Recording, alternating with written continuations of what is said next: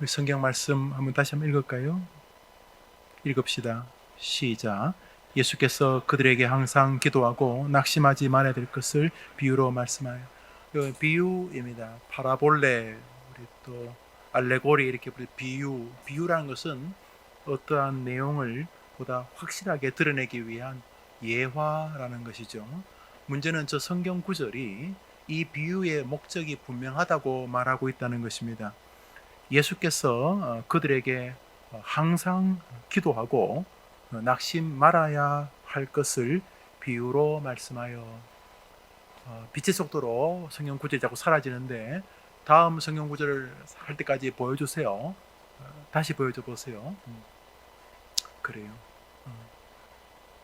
저렇게 내 얼굴이 안 나온다고 확 바꿨구만요. 이해됩니다. 보통 밑에 자막으로 되는데 우리 그냥 내 얼굴이 나와야 된다고 하니까 한 번 더 읽읍시다. 비유로. 그러니까 아무리 성경에 무식한 사람이라도 누가복음 18장 전반부에 나오는 어떤 불의한 재판관과 억울한 과부의 이야기는 그것이 사실일 수도 있고, 뭐 이순신 장군이 뭐 12척의 배로 뭐 어디다 이렇게 사실일 수도 있고, 무슨 뭐 심청이처럼 소설일 수도 있고, 여튼 간에 어느 쪽이든 간에 예수님께서 하신 말씀이니 이거는 보통 권위가 있는 게 아니죠. 그러니까 저 본문을 가지고 다른 해석을 시도하는 거야 뭐 자유롭지만 위험하죠.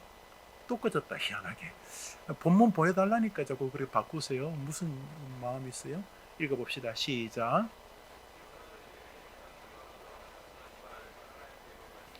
비유가 중요하죠. 비유가 중요한데 더 중요한 게 뭐죠? 그 비유의 핵심이 뭐죠? 그들에게 자 그래 자꾸 지어내지 말고 저 두 가지. 그렇지. 진짜 그러지 않고 예수께서 그들에게 비유를 설명하시는데 그 비유가 목적이 아니죠. 비유가 의미하려고 하는 핵심적인 주제가 있죠. 여러분 논문을 쓰면은 여러 가지 예를 갖다 놓은 그 예가 중요한 거 아니죠? 그것이 결국 이거다 이렇게 말하고 싶은 거죠. 그러니까 이 비유 뭐 불의한 재판관과 억울한 과부의 이야기가 나오는데 그 비유의 핵심은 이거다.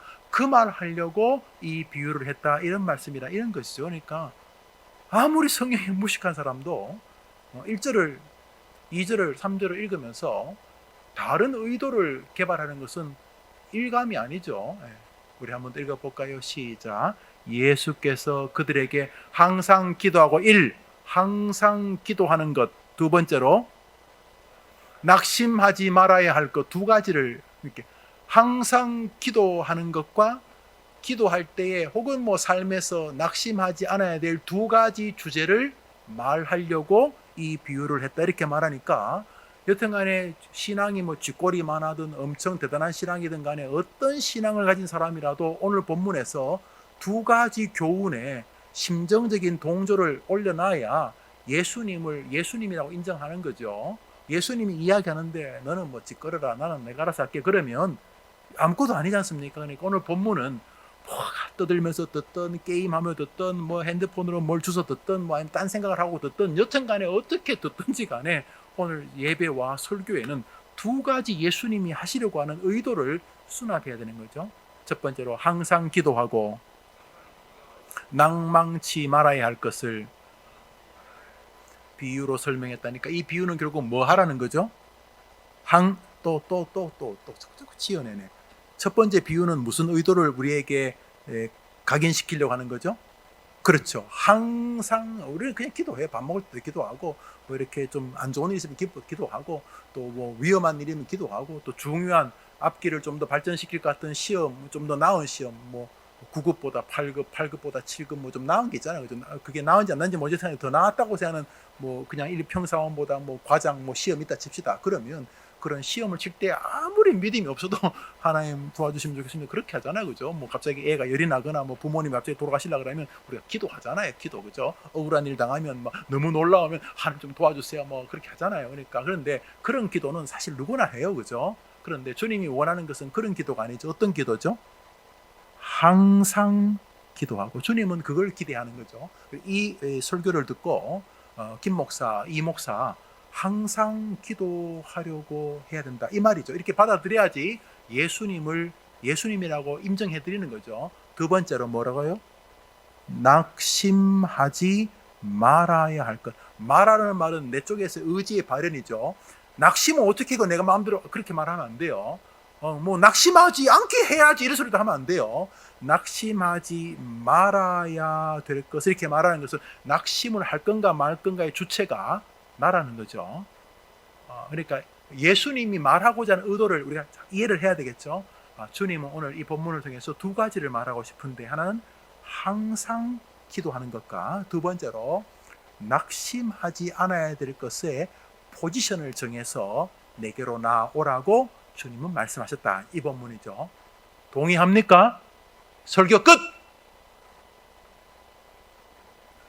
이 환희의 표정들을 보십시오. 설교 끝이에요. 이제 여러분이 제가 10분을 하든 2시간을 하든 그 이야기죠. 제가 뭐 지어내진 않겠죠. 못 지어내겠죠. 내가 설교를 지어낼 능력이 있겠어요. 그래서 저는 여러분에게 이제 이 본문을 풀어 설명하죠. 물론 그때도 이런 소리를 좀 지나친 소리로, 좀 시체말 여러분 안 좋은 말이지만 개소리로 듣는 사람이 많았죠. 예수님 돌 던져 죽이려고 그러잖아요. 심지어 죽여버렸지만 예수님 저런 말하면 헛소리 하고 있네, 이런 그룹이 있었어요. 지금도 있고 과거에도 있었고. 그러나 소수의 사람은 저기 하늘에 무슨 법칙이 있나 보다. 저게 우리가 뭐 낙심할 때 낙심하고, 또 살다 보면 뭐 기도 뭐 잘 될 때는 기도 안 하기도 하고, 뭐 어려울 때 기도하기도, 그런 거지. 어떻게 항상 기도하냐 그러지만, 하늘나라에는 인생을 다루시는 법칙이 있나 보다, 이렇게 생각하고 그런 믿음을 그런 사람은 잘 살고 잘 죽었다고 우리는 믿죠. 못 베어 죽기도 하고, 뭐 고혈압으로 죽기도 하고, 암으로 죽기도 하고, 뭐 교통사로 죽기도 하겠지만 그들은 죽을 때까지 행복하게 죽었다고 믿게 되죠. 저렇게 해서. 그게 아니면 우리 예수님이 우리를 향해서 뻥친 거잖아요. 완전히 뻥친 거잖아요. 저래도 인생이 웃기고 죽을 때도 웃기면 진짜 이거 웃기잖아요. 이제 우리는 저것을 믿고 남은 생애를 살아가지고 20대, 30대, 40대를. 자, 그리스도인들은 왜 기도할까요? 왜? 자, 돌아가서 그리스도인들은 왜 기도할까? 우리 읽었던 본문을 설교합니다. 요한복음 16장을 읽습니다. 예수님 말씀하십니다. 시작.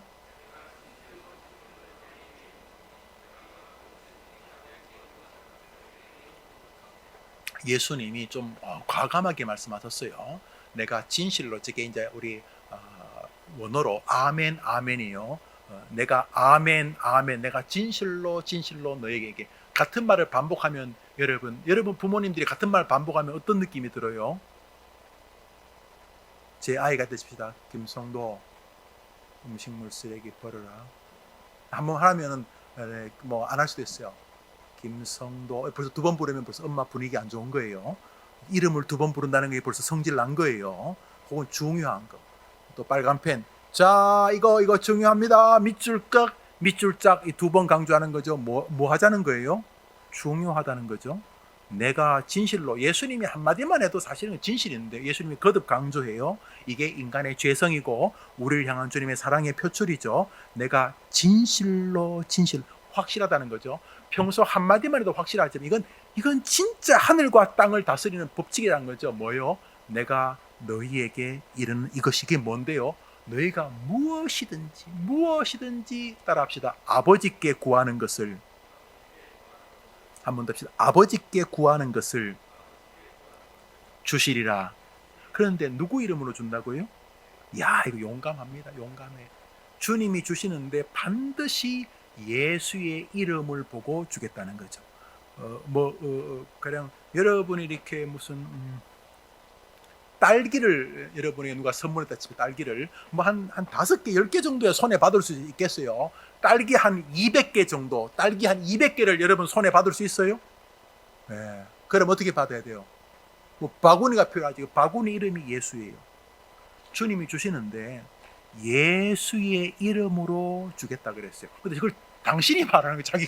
자기가 너희들이, 내가 진실로 말하는데 뭘 말하냐면, 너희들이 아버지 하나님께 기도하면 무엇이든지 네가 진심으로 하나님께 기도하면, 하나님이 보실 때 저게 장난치는 게 아니고, 저놈 진짜 저 여자애가, 저 남자애가 진짜 나한테 기도하는구나, 쇼하는 게 아니고 쟤들이 진짜 자기 방에서 교회 와서 진짜 쟤가 나한테 기도하는구나, 이렇게 하나님께서 네가 기도한다고 인정만 해주신다면, 그리고 기도하는 거죠. 이렇게 기도를 듣는 그분과 기도하는 내가 둘 다 기도한다고 받아들이는 거죠. 이분이나 나나 기도한다고 하나님이 인정하면 반드시 주시리라. 그런데 어떻게 주신다고요? 누구 이름으로 준다는 거죠? 내 이름으로. 그래서 여러분 기도할 때 누구 이름으로 기도합니까? 그래, 저 구절 때문에 그러는 거예요. 여러분이 예수님 이름으로 기도하는 이유가 뭐예요? 맞춰볼까요? 목사님이 그렇게 기도하잖아요. 맞죠? 그럼 여러분이 엄청 성경을 꿰뚫어 가지고 예수님으로 기도하겠다는 그런 신학적으로 정리해서 기도하는 거예요, 여러분? 네, 대답들을 안 해요. 여러분이 예수님으로 기도하는 건 여러분 아빠 엄마가 그래 기도하는 것 때문에 그런 거잖아요. 맞죠? 네, 솔직해진 이쪽은. 여러분이 예수님으로 기도하는 거는 왜 그렇게 기도하는 거예요? 장로님들이 다 그렇게 기도하잖아요. 그죠? 근데 그분들은 왜 저렇게 기도하는 거예요? 따라합시다. 성경에서 그것을 지시하기 때문에. 그러니까 여러분 하는 모든 기독교 행위들이 다 성경에, 여러분 안 궁금해요? 저도 참 되게 궁금해했어요. 저 구절 알기 전까지. 아니 가끔은 뭐 돌아가신 뭐 목사님 이름으로 기도할 수도 있고, 또 믿음 좋은 돌아가신 우리 할아버지 장로님 이름으로도 기도할 수 있고, 심지어는 또 내가 제일 급하고 간절하니까 하나님 저 영우입니다. 영우. 이제 목사 노릇 하기 진짜 완전히 똥 타는데 주님 저 좀 도와주세요. 저 영우입니다. 저 김영우 이름으로 기도합니다. 이것도 괜찮을 것 같은데 왜 예수님으로 뭐 기도해요? 내 이름으로 주실, 이 말은 내 이름을 통해 혹은 내 이름을 보고 주시리라 그랬더니, 그러니까 기도도 예수님의 놀라운 은혜의 결과인 것을 알 수가 있습니다. 중요한 것은 왜 기독교인들이 기도하는가? 성경이 그렇게, 예수님이 이렇게 말씀하시기 때문입니다. 주님은 우리에게 계속 기도하라고 요청하고 계십니다. 마태복음 7장을 읽어봅시다. 유명한 구절이죠. 읽습니다. 시작.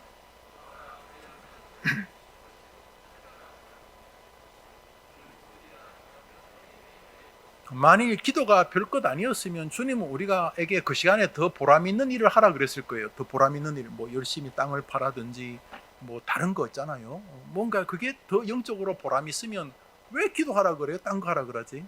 그런데 하나님이 계속 구하라, 기도하라 이렇게 말씀했는데, 심지어 오늘 본문 항상 기도하고 낭망치 말라 이렇게 말하는 것을 볼 때 주님은 정하셨구나. 하늘에서 뭘 정했냐면, 나 여호와는 저 인간들이 기도를 통해 인생을 업그레이드 하도록 정했다는 거죠.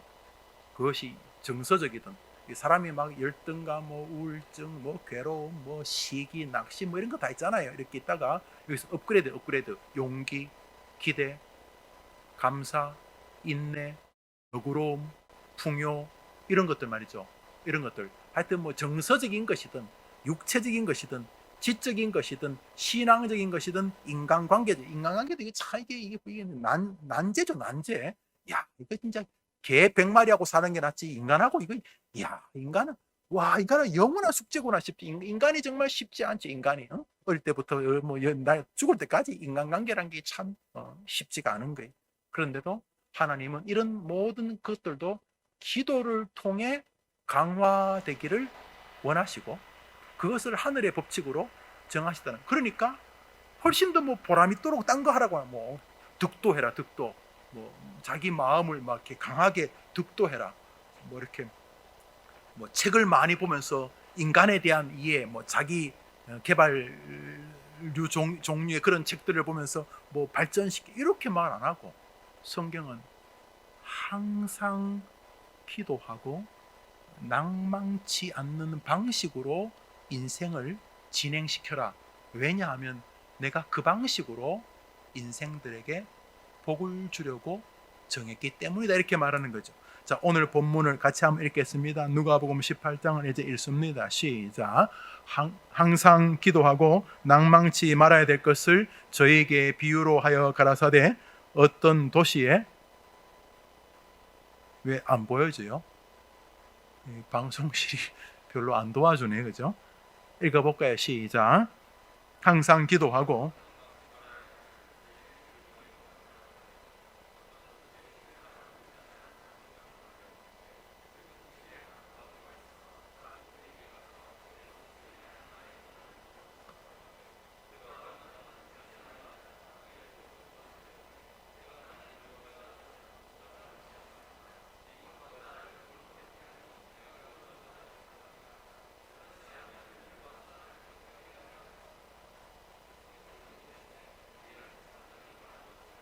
저 본문을 가만히 두십시오. 저 본문을 가만히 두십시오. 저 본문 앞부분 있죠. 항상 기도하고 낭망치 말아야 될 것을 비유로 말씀하시되, 이제 그 비유에 등장하는 두 사람은 재판관인데, 문제는 저 재판관이 불의한 재판관. 예수님이 그 사람을 정의했어요. 제일 마지막 줄, 불의한 재판관. 야, 이게 문제예요. 그 동네에 이 억울한 과부의 문제를 해결할 수 있는 사람은 유일하게 재판장밖에 없는데 그놈이 불의한 거예요. 이렇게 뭐 뇌물이나 줘야지 하고 또 힘 있는 사람 편 들어주고, 이 완전히 불의한 놈이에요, 저 재판관이. 참 재판장이 되게 아쉬워요. 근데 문제는 이 과부에게 너무도 억울한 일이 있어요. 그래서 이 과부는 자주 그에게 가서 내 원한을 풀어달라 그럽니다. 그런데 이 재판관이 가만히 보니까 이 여자를 괴롭힌 사람이 자기하고 골프 친구예요, 골프 친구. 걔를 도와주는 게 낫지. 이 여자는 뭐 도와줘봐야 안 도와줘.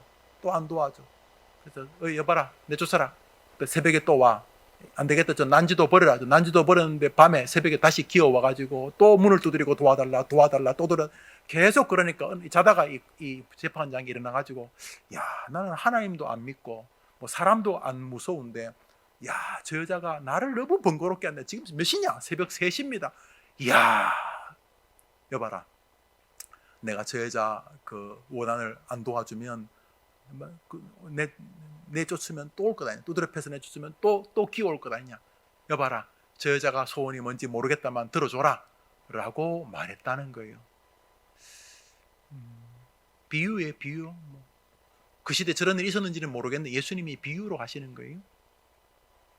그 불의한 재판관이 있는데 그 과부가 자주, 그러니까 계속해서 자주 계속해서 내 소원을 들어주십시오 그랬다는 거예요. 놀랍게도 그 소원을 그 불의한 재판장이 들어줬다는 이야기가 저 내용입니다. 중요한 건 저기서 이제 때를 쓰자, 뭐 그래 해석할 수도 있어요. 때를 쓰자. 일단 때를 써야 되구나. 계속 찾아가면 또 찾아가고, 또 반대하면 또 찾아가고 끝까지 포기하지 말라, 이런 뜻이구나. 그래 볼 수도 있는데 아니죠. 저 본문이 말하고자 하는 것은 그런 게 아니고, 항상 기도하고 낭망치 않아야 된다는 것을 말하려는 것이죠. 우선 저 본문 속에서 우리가 저 과부가 문제를 해결하는 방식을 우리에게 설명하시려는 주님의 의도를 보게 됩니다. 저 과부는 도대체 어떻게 문제를 해결했습니까? 한번 따라합시다. 저 과부는 자신의 문제를 인식하였습니다. 자기에게 억울한 일이 있어요. 풀어야지만 될 만한, 자기를 꽉 묶어서 자기를 꼼짝달싹하게 못하게 하는 원한과 억울한 일이 있었어요. 그래서 이 과부는 재판장에게 가고 그 원한을 풀어달라고 했던 자기 문제를 알고 있었어요. 인생이 다 그런 거지 뭐 어떡하겠어 이렇게 주저앉아 있지 않았어요. 그녀는 자신이 문제를 가지고 있는 인생이라는 것을 인지했어요.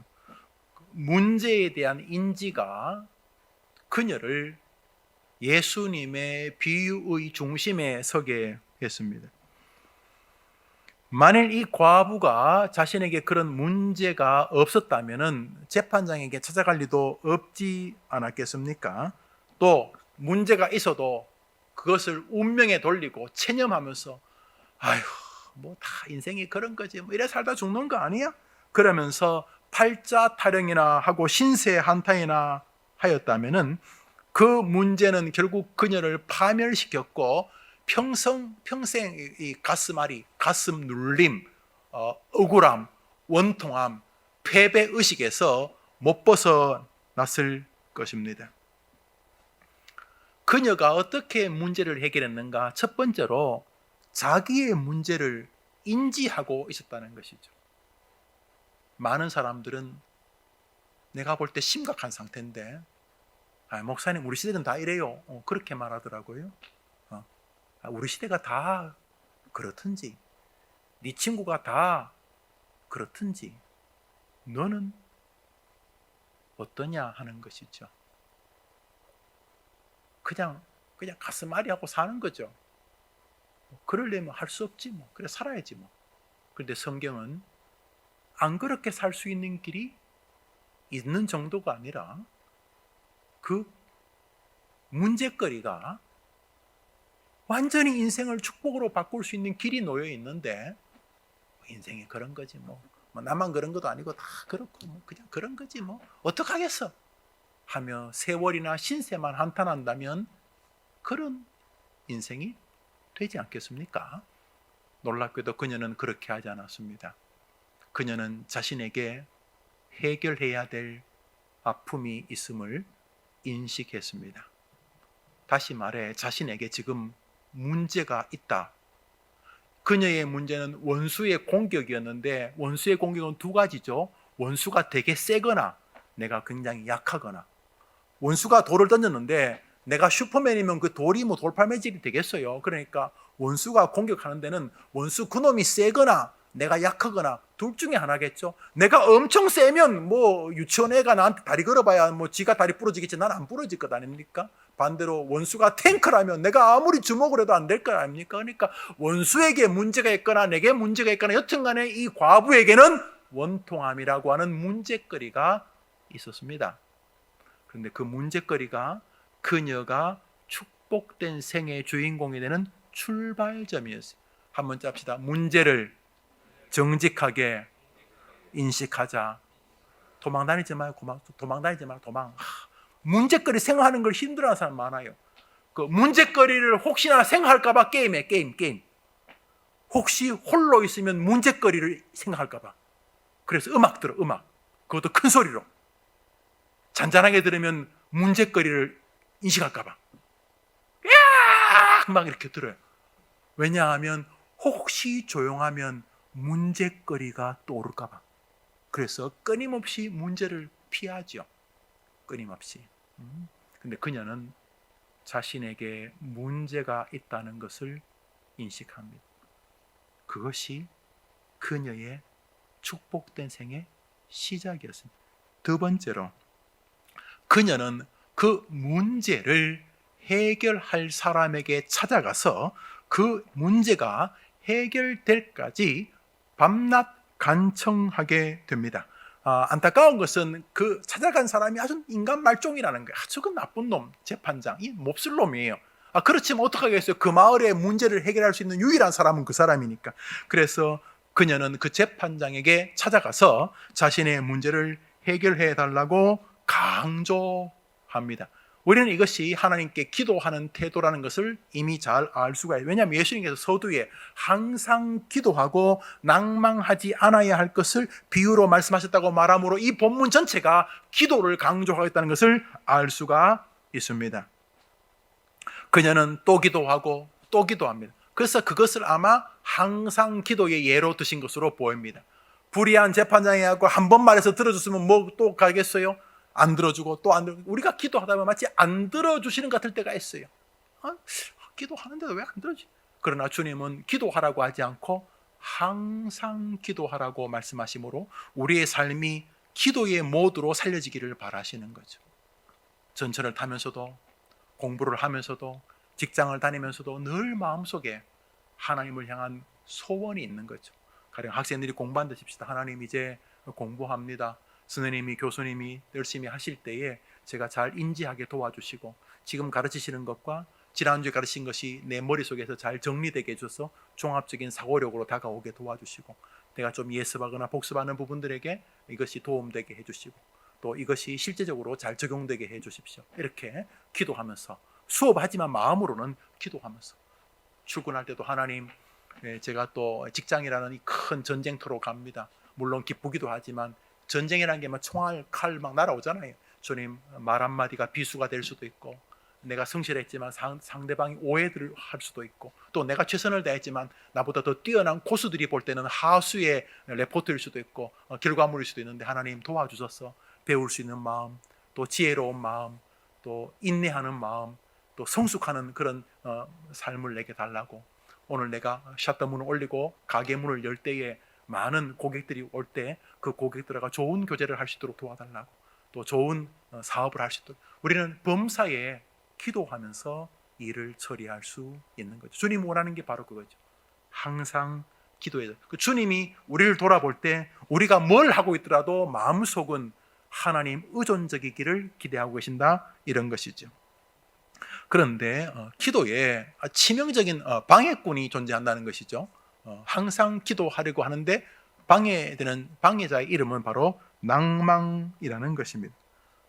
항상 기도하고 낭망치 않아야 될 것을 저희에게 비유로 말씀하셨다. 이것이 성경의 내용입니다. 성경에 보면 다윗이 믿음의 길을 걷는 동안 참 많은 어려움을 겪었습니다. 사실은 사무엘이 다윗에게 기름을 부어서 너가 임금이다 이렇게 말했는데, 정작 임금이 될 때까지는 20년 걸립니다. 그 기름 부음 받았다고 얼마나 사울이 죽이려고 합니까? 그러니까 20년 동안 모진 고생을 합니다. 기름을 부었으면 빨리 임금을 만들든지, 임금이라 그래놓고는 20년 동안 도망 다니고 쫓기고 아주 괴로운 인생을 살았습니다. 그런데 다윗이 그 기간 동안 놀라운 믿음을 하나님께 보였습니다. 그러니까 하나님이 훈련시키신 것입니다. 뭐요? 쓸만한 인물, 하나님께서 쓸만한 사람으로 만드시는 거죠. 우리 귀한 우리 자매들, 형제들을 그렇게 주님에게 우리 떼어들 수는 없어요. 주님의 플랜이, 주님의 계획이 있으니까. 하나님이 다윗을 기름 붓고 그날부터 임금을 맡는 게 아니라 20년 동안 별의별 일들을 다 경험하게 하셨는데요, 그 기간을 어떻게 지나냐 하면 다윗의 이 방식으로 문제를 돌파하기를 기다리고 계셨던 것이죠. 그리고 다윗이 이 방식으로 문제를 돌파하자 결국 하나님께서 역사에서 가장 존귀한 인물이었던 다윗을 만들었죠. 말 그대로 내 마음에 합한 자라고. 하나님이 다윗에게 모든 걸 다, 우리가 지금 젊은 사람들, 저도 그렇지만 우리 모든 인생에 기대하는 모든 것을 다윗에게 완전 몰빵, 한 사람에게 몰빵, 가문, 지혜, 지식, 강건함, 명예, 후손의 복, 심지어 영적인 복, 심지어 예수 그리스도를 다윗의 후손으로 보내시죠. 다윗에게 다 부어줬어요. 그 20년 동안 그 고난의 시절을 다윗이 어떻게 지나갔느냐 하는 거죠. 시편 43편을 읽읍시다. 읽습니다. 시작. 내 영혼아,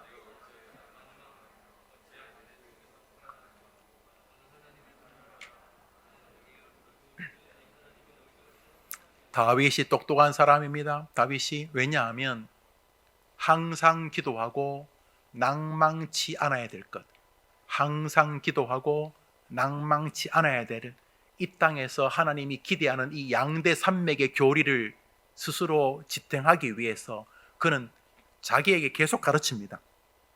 내 영혼아, 영어 성경 있죠? My soul. 지금 자기에게 지금 독백이 자기에게 지금 말합니다. 어이 다윗아, 이 말이죠. 내 영혼아, 너가 어찌하여 낭망하며 어찌하여 불안하여 하느냐. 어찌하려면 왜? 너 미쳤냐? 이러면 어이 김영호, 너 지금 낙심하려 그래? 야, 너 지금 낙심하려 그래? 에이 등신아, 너 지금 정신 나갔어? 이렇게 말하는 거죠. 왜요?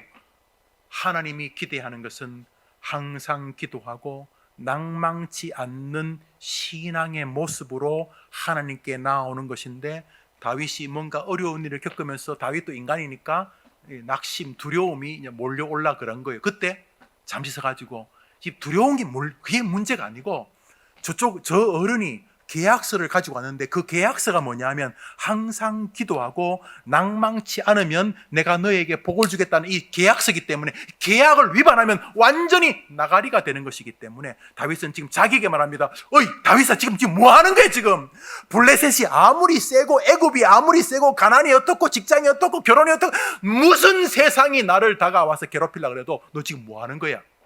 너가 지금 항상 기도하고 낙심하면 도루묵 꽝이야 꽝.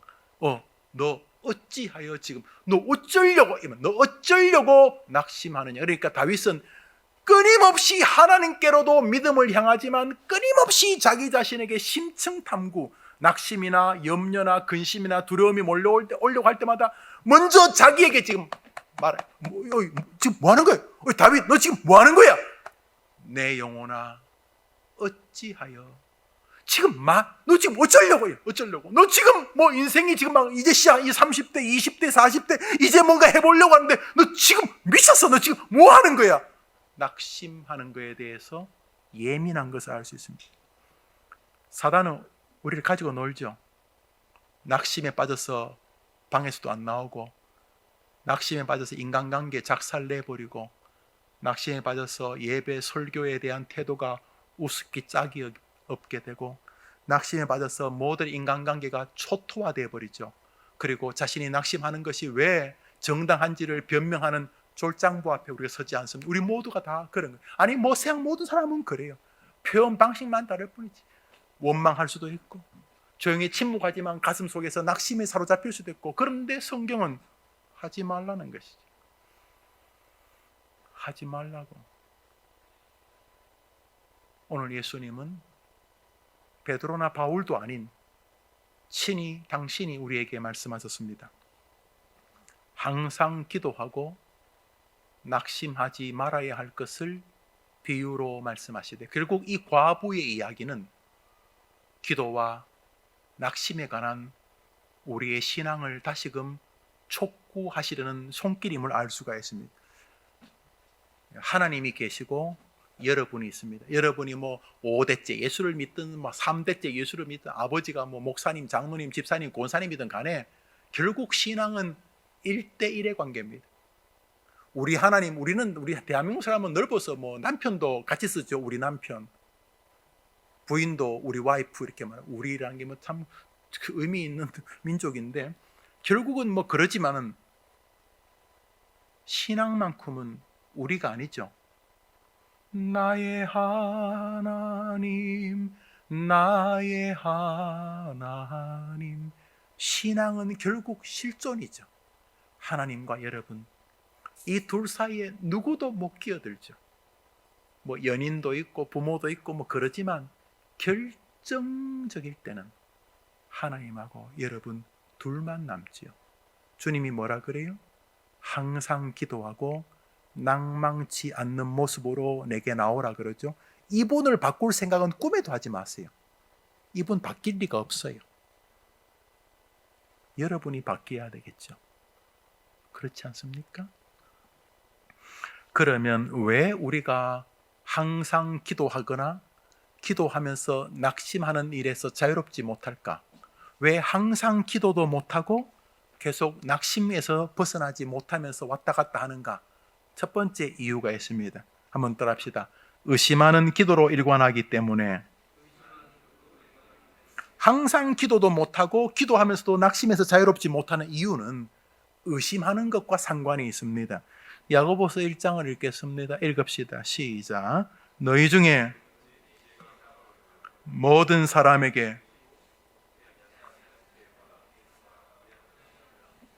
오직 믿음으로 구하고 조금도 의심하지 말라. 의심하는 자는 마치 바람에 밀려 요동하는 바다 물길 같으니 이런 사람은 무엇이든지 죽게 얻기를 생각하지 말라. 열심히 기도해도 의심에 내포되어진 믿음 생활에서 응답은 불가능하다. 만일 여러분이 의심하면서도 응답하면 그럼 어떻게 되는 겁니까? 주님이 무슨 거짓말한 게 되죠? 여러분이 의심을 하고 하면서도 기도가 응답됐다. 되면 안 되잖아요. 여러분이 의심하는데도 기도가 응답되면 어떤 일이 벌어지는 겁니까? 이 성경이 여러분 기도 응답시켜 주려고 성경 스스로를 모독시키는 것인데, 여러분이 뭐 대단한 사람이라고 여러분 한 사람 기도 응답시켜 주려고 믿음도 없이 의심 가득한 사람의 기도를 들어주십니까? 불가능한 거죠. 그러니까 마귀가 뭐 들어줄지는 모르겠습니다만 의심에 가득한 상태로 기도에 응답받을 가능성은 제로죠. 노란 글씨 읽어볼까요? 시작. 하나님께 구하라. 그리하면 오직 믿음으로 구하고 의심하지 말라. 의심하는 자는 무엇이든지 주께 얻기를 안 되는 거예요. 불가능한 거예요.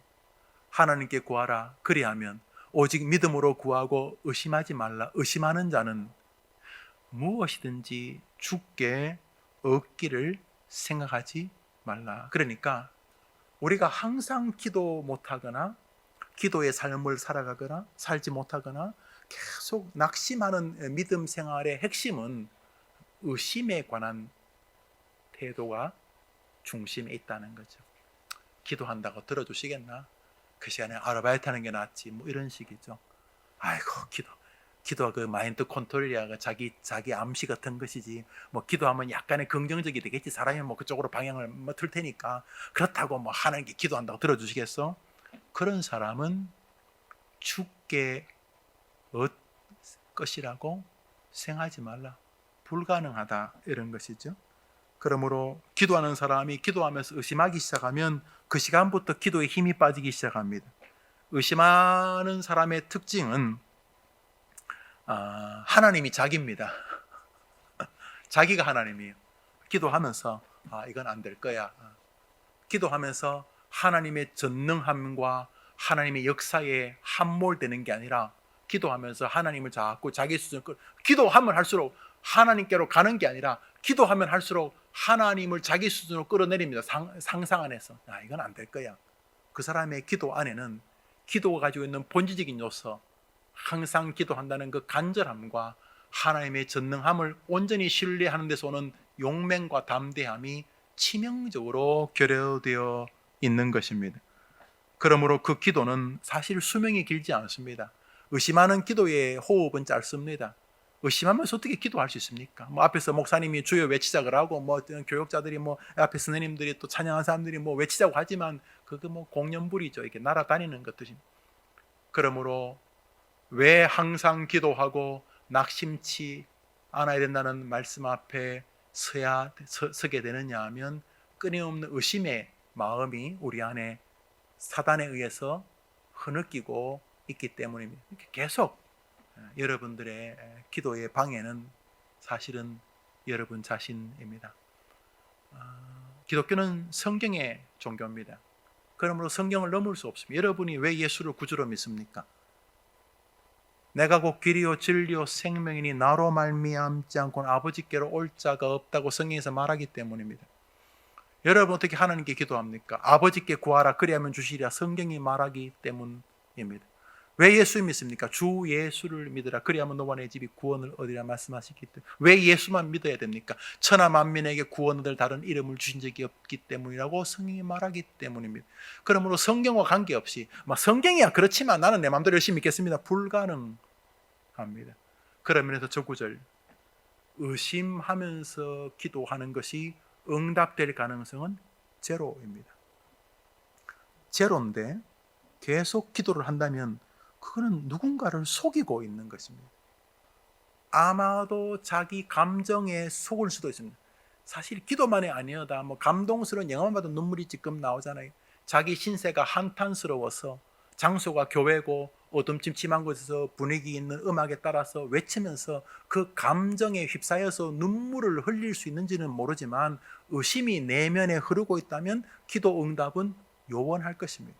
만일 의심에 가득 찼는데도 기도가 응답되면 저 성경이 거짓말한 것이니까 여러분이나 제가 뭐 대단한 인간이라고 우리의 기도를 응답시키려고 성경을 틀리게 하시겠습니까? 불가능합니다. 그러므로 우리는 하나님께 기도하고 그것이 이루어질 때까지 신뢰하며 기다리는 마음으로 변화되어야 하는 것입니다. 항상 기도하고 낭망치 말라는 것은 우리의 기도를 다시 한번 자극하시는 것임에 틀림이 없습니다. 또 왜 우리는 항상 기도하지 못하고 왜 자주 낙심합니까? 두 번째로 한번 따릅시다. 마음에 죄악을 품고 신앙하기 때문이다. 다시 합시다. 마음에 죄악을 품고 기도하기 때문이다. 시편 66편을 읽어보겠습니다. 시작. 한 번 더 시작. 저 고백이 가짜면 성경이 진리가 없죠. 주님은 저것이 당신의 마음이라는 것을 우리에게 보증하셨습니다. 마음에 죄악을 품고 기도하면 듣지 않겠다 그랬습니다. 그러므로 여러분이 계속 죄악에 붙잡히면서 기도하면은 둘 중에 하나는 쇼를 하는 것입니다. 하나님이 그래도 들어주신다면 이분이 우리를 대상으로 사기를 치는 거죠. 아니, 성령을 이래놓고 우리가 죄를 계속 먹고 마시면서도 기도하면 들어주면 주님이 거짓말한 거잖아요. 반대로 우리가 죄악을 품고 기도하면 하나님을 계속 속이려는 거잖아요. 아니면 하나님을 아주 욕보이는 거잖아요. 어이, 당신의 기준은 그렇지만 나는 그냥 죄 품고 기도할 테니까 들어주시오. 그러니까 하나님보다 내가 더 하나님인 거죠. 둘 중에 하나는 거짓말이죠. 불가능하죠. 하나님이 변할 리가 없기 때문에. 왜 우리가 항상 기도하지 못하고 왜 쉽게 기도와 믿음 생활에서 낙심하냐 하면 놀랍게도 죄와 상관이 있다는 것이죠. 오늘 우리는 지금 의심, 기도한다고 되겠나? 의심과 죄가 우리의 기도가 항상 기도, 낙심치 않는 기도가 되는 이를 치명적으로 방해하는 것이라는 사실을 알 수가 있습니다. 그러면 우리 가운데 죄 없이 사는 사람이 있는가? 그런 사람이 어디 있어요? 예수님 빠고 어디 있어요? 그럼 어떡하란 말입니까? 우리에게 주님은 회개라고 하는 세계를 열어주셨어요. 우리 성경 요한 1서를 읽읍시다. 읽습니다. 요한 1서 시작. 만일 우리가 우리 죄를 자백하면 그는 미쁘시고 의로우사 우리 죄를 사하시며 모든 불의의 소리를 깨끗하게 하실 것이요. 그러므로 여러분이 기도할 때 먼저 여러분을 하나님 앞에 정직해. 여러분 음식 먹을 때 손 씻잖아요. 그죠? 음식 먹을 때 가령 상추를 싸 먹는다. 그러면 뭐라면 손 씻고 그냥 흙 묻은 것으로 요즘 또 이 코로나 때문에 더 손 자주 씻잖아요. 손 다 씻고 오는 것처럼 하나님, 제가 하나님께 기도하러 왔는데 갑자기 너무 마음이 무겁습니다. 지금 오늘은 내가 입술로도 마음으로도 몸으로도 많은 죄를 내가 졌는데 주님, 내가 기도하기에 면목이 없습니다. 이제 이거 중요한 거예요. 주님은 보시죠. 저 자식 저것도 쇼하나 아니면 저 딸이 나한테 진심으로 기도하나 아시죠? 만일 우리가 우리 죄를 자백하면 그는 미쁘시고 의로우사 우리 죄를 사하시며. 만일 우리가 우리 죄를 자백하면, 만일 우리가 하나님 앞에 기도하고 낙심치 않는 은혜를 하나님 앞에 가지고 가기 위하여서 우리가 만일 우리 죄를 자백하면 하나님은 사랑이 많으시고 의로우사 우리 죄를 사하시며 우리를 모든 불의에서 깨끗하게 하실 것이요. 회개할 수 있습니다. 그러므로 성도는 항상 기도, 낙심하지 않음, 그렇게 하기 어려운 자신의 죄를 기억하고 하나님 앞에 회개하고 의심하지 않고 죄와 싸우려 하는 이 아름다운 영적인 버무림이 믿음을 강화시킵니다. 그는 하나님 앞에 늘 기도하는 마음으로 살고 죄 앞에서 몸부림치고, 그리고 이 죄의 여러 가지 요소 중에 하나가 낙심인데, 의심인데 그것을 싸워 이기려고 하고 하나님은 전능한 분이라는 고백하고 또 그 고백 안에서 기도하기 위하여 또 죄와 싸워 이기는 이 거룩한 선순환이 기독교인들의 마음을 장악하는 것이 기독교인들의 기초인 것입니다. 기초가 없이니 교회생활, 신앙생활이 우습기 짝이 없는 형태가 되는 것입니다. 오늘 본문에서 하나님은 불의한 재판관을 등장시키면서 우리의 기도를 힘있게 해주시는 용기로 그를 사용하십니다. 불의한 재판관이 과부의 기도가 귀찮아서 들어줬어요. 오늘 내용 그것이요. 왜 우리는 재판관이 하나님의 상징물인 것을 압니다.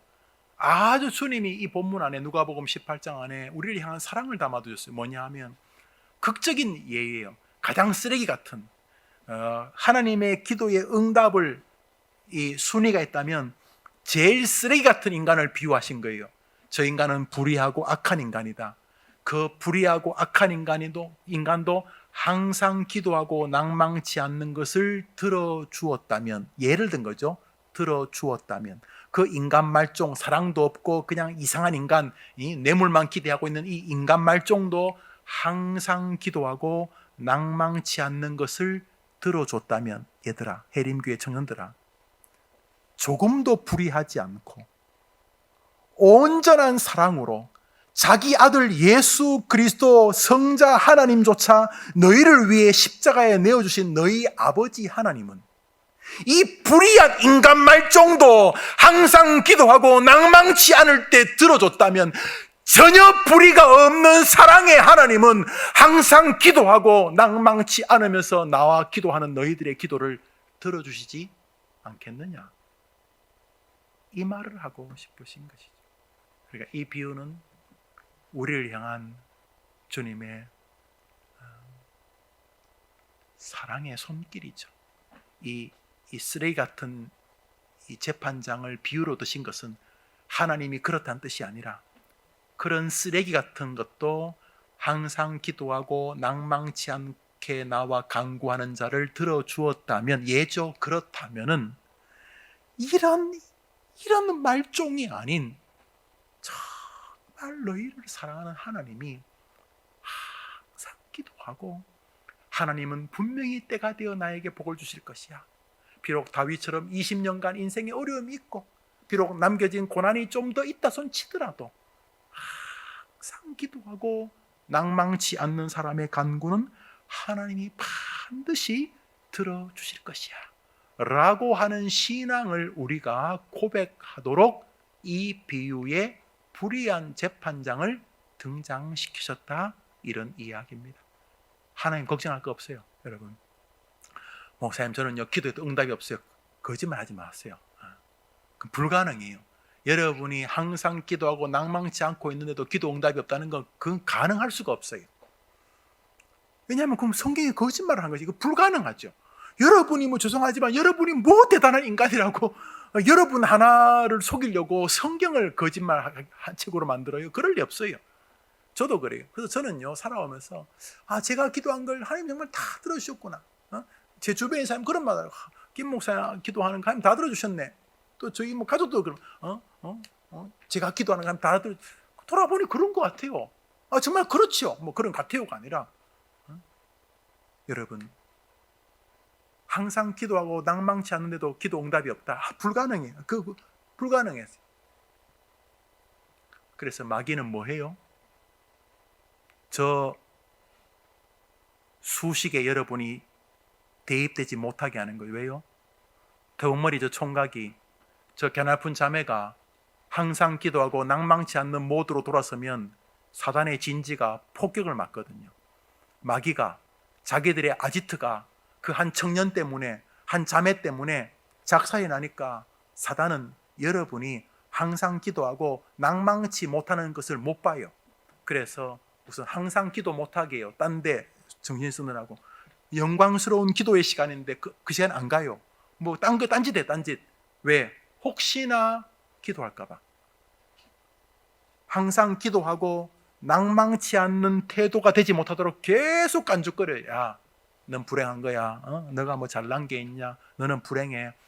끊임없이 밑도 끝도 없는 낭망으로 자꾸 끄집어내리죠. 왜요?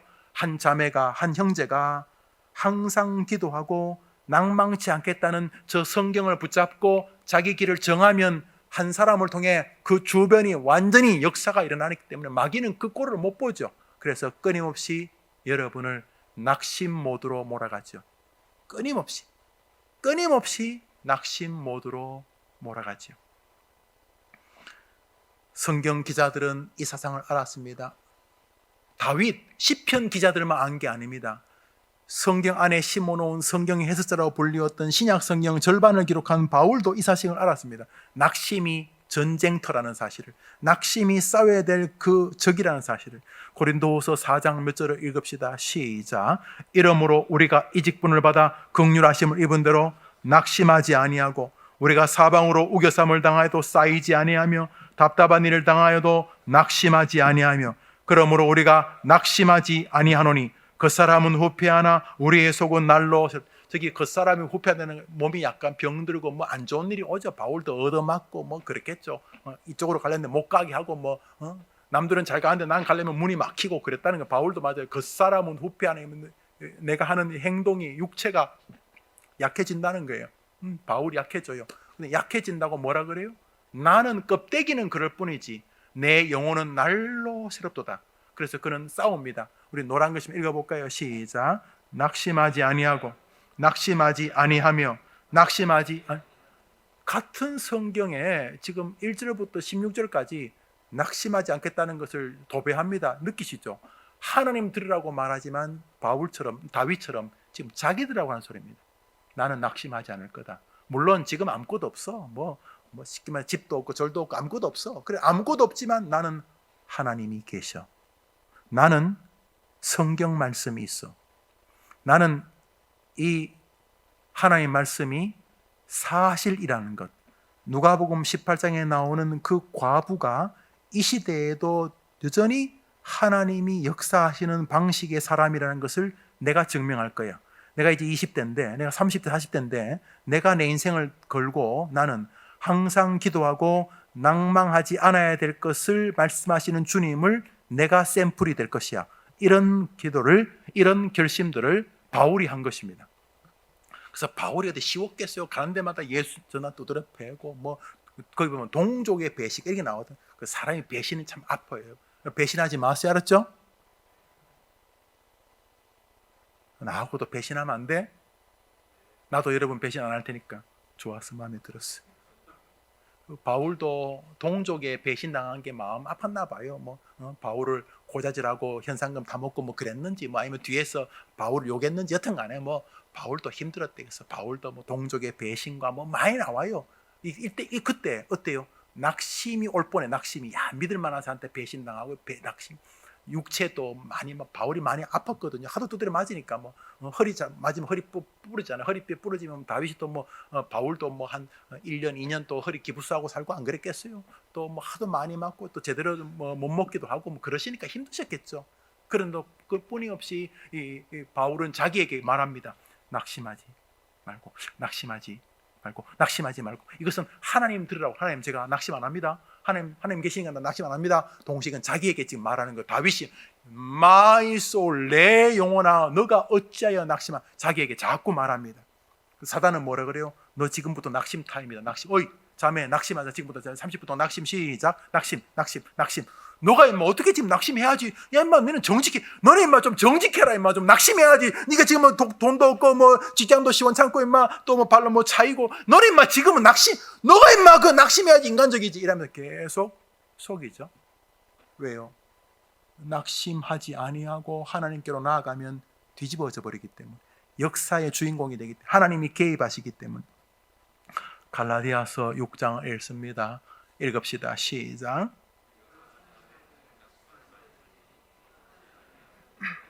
우리가 기도뿐만 아니라 예배 드리고, 예배도 선한 일이 이 시간에 딴 거 안 하고 여러분 참 귀해요. 이렇게 나와서 예배 드리는 게 얼마나 귀합니까? 귀해요.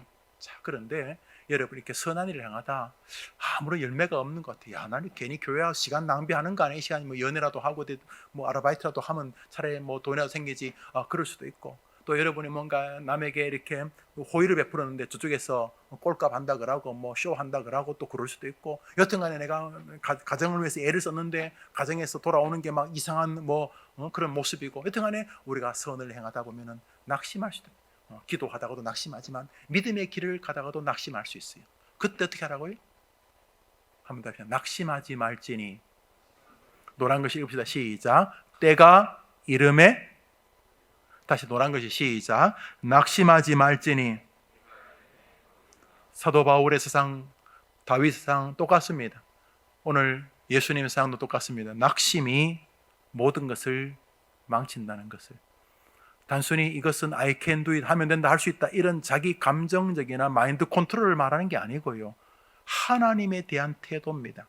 항상 기도하고 낭망치 말아야 되는 이유가 뭡니까? 한번 더 합시다. 하나님은 능력이시다. 설교를 마무리하겠습니다. 어차피 믿음은 레이스, 경주. 그리고 하나님이 어떤 방식으로 여러분에게 은총을 더하시는 것인지 그것은 주님에게 달린 것입니다. 주님 말씀하셨습니다. 항상 기도하고 낙심하지 말아야 할 것을 비유로 말씀하시되, 하나님은 우리가 항상 기도하는 기도의 자세와 낙심과 싸우는 태도를 통해서 우리에게 선한 은혜를 베풀기로 결심하셨습니다. 그러면 마귀는 여러분으로 하여금 기도 못하게 하고 낙심하게 할 것입니다. 결국 이 싸움에 여러분이 서 있습니다. 여러분에게 신앙의 격려, 신앙의 동료를 이 시간 전하고 싶습니다. 기도는 우리를 향한 하나님의 선물입니다. 하나님이 가장 좋은 것을 우리에게 주셨습니다. 기도 외에는 다른 방식으로 문제를 해결하지 않겠다고 약속하셨습니다. 이제 여러분이 화답할 때입니다. 어떻습니까? 여러분은 기도하는 청년입니까?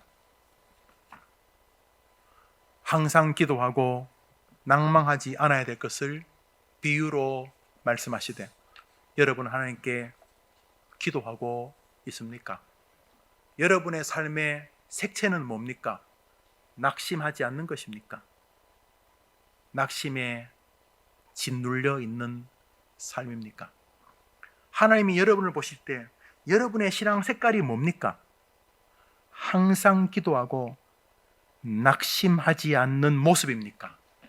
하나님 여러분을 볼 때 여러분은 실체도 없는, 성경 안에서도 밖에서도 잘 발견되지 않는 독특한 기도도 하지 않고 낙심이 삶의 저변을 붙잡고 있는 흐물거리는 정말로 안타까운 인생입니까? 여러분의 신앙의 좌표는 어디서 발견됩니까? 다시 시작할 수 있습니다. 그런 사람이 있다면 항상 기도하고 낭망치 않는 인생으로 돌아서는 것입니다. 느려 보인다고? 아니요. 제일 빠른 방법입니다. 이제 승부수를 하나님께 던지는 것입니다. 다른 사람들의 박수 가짜일 가능성이 높습니다. 다른 사람의 박수가 나쁘다는 뜻은 아닙니다. 그러나 결정적이지 않습니다. 다른 사람이 박수 친다고 제가 탁월한 목사인 것도 아니고, 다른 사람이 박수 안 친다고 제가 탁월하지 않은 목사도 아닌 것이죠. 결정은 하나님 손에 달린 것이죠. 주님 말씀하십니다. 항상 기도하고 낙심하지 말아야 할 것을 비유로 말씀하시되, 너희가 낙심하지 아니하면, 다시 말해 진짜 나 하나님을 해결자 하나님이라고 진짜 믿는 확신의 믿음에서 근거한 믿음의 태도를 견지한다면 내가 그것을 보고 내가 생각할 가장 좋은 때에 너희에게 이루게 해 주겠다, 이렇게 말씀하셨으니 우리 젊은이들이 기도의 세계로 다시 돌아서면 좋겠습니다. 여러분 개인 기도도 귀하고, 또 수요일날, 금요일날 저녁 기도회가 있습니다. 제일 좋은 건 새벽 기도회 있죠. 교회 근처에 있는 분이라면 조금 일찍 잠자리에 들고 막 새벽 1시, 2시까지, 3시까지 잠 안 자고 아침에 서너 시간 자고 이렇게는 기도는 불가능합니다. 새벽 기도를 하려면 최소한 4시간, 5시간은 자야 될 테니까 새벽 시간에 맞춰서 하루를 시작하는 게 어리석어 보이지만 제일 빠른 방법입니다. 우리나라 최고 갑부가 누군지는 모르겠어요. 이재용 이런 사람이 부자인지 모르겠어요. 빌 게이츠 이런 사람이 부자인지 모르겠어요. 진짜 부자는 하나님이십니다. 한번 승부수를 걸면 어떨까요? 기도는 왜 노인들의 전유물입니까? 왜 할아버지 할머니들만 기도합니까? 왜 기도의 인생을 걸지 않습니까? 다윗이 말합니다. 내 영혼아 너가 어찌하여 낭망하느냐. 이 말은 왜 기도하는데 항상 기도하려고 하지 않고 왜 낙심에 빠져 있느냐, 이런 뜻이 되는 것이죠. 여러분들에게 신앙의 거룩한 열심을 또 촉구합니다. 하나님이 여러분을 예외로 다룰 거라 생각하지 마십시오. 하나님이 여러분이 항상 기도하고 낭망치 않는 태도로 돌아서면 하나님은 다윗에게 했던 것을 여러분에게 동일하게 펼쳐 보여주실 것입니다. 모든 사람이 여러분을 좋게 생각하고 귀하게 생각하고 여러분 때문에 여러분 주변의 사람들이 복을 받게 될 것입니다.